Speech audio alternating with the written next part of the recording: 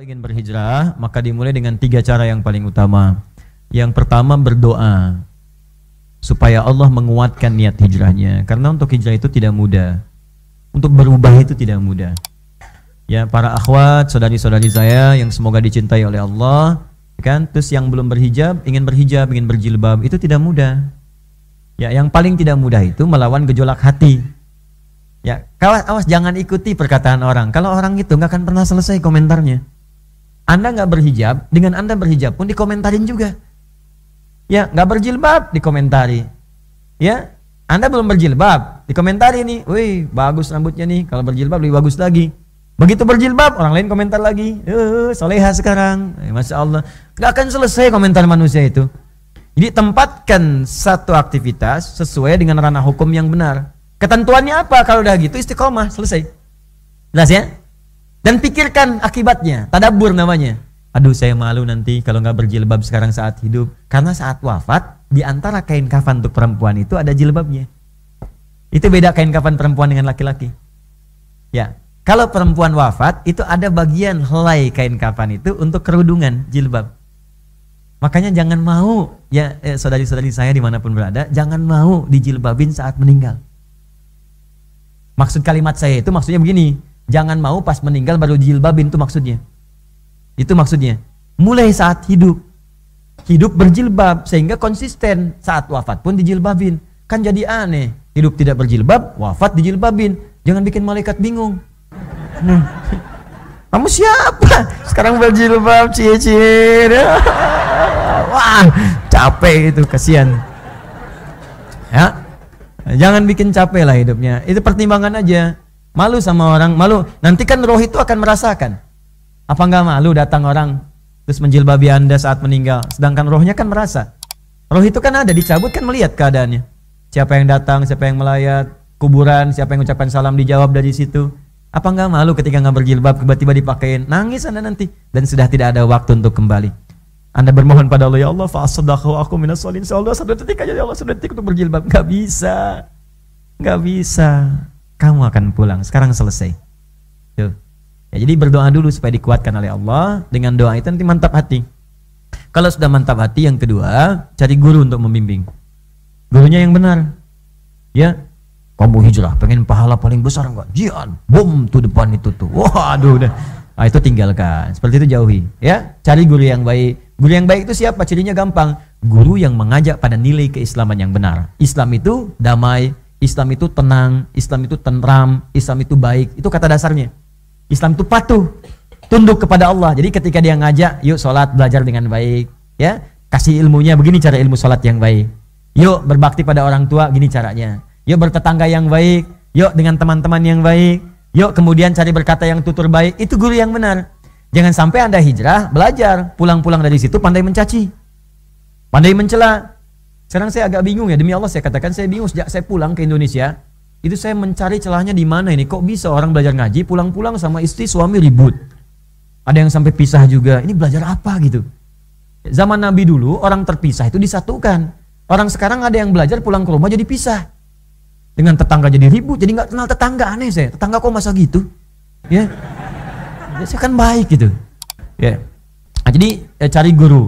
Yang ketiga, buat prioritas amalan. Jangan lompat-lompat dulu, buat prioritas dulu. Pelan-pelan aja, nikmati aja pelan-pelan. Toh orang Badui juga di hadis Muslim datang kepada Nabi, bahasanya ringan. Ya Rasulullah, bima makna alimni amalan basitan yudkhilul jannah. Ya Rasulullah, ajarkan padaku ilmu yang sederhana aja, yang penting saya masuk surga. Tuh, pintar kan? Modal dikit, keuntungan pengen banyak.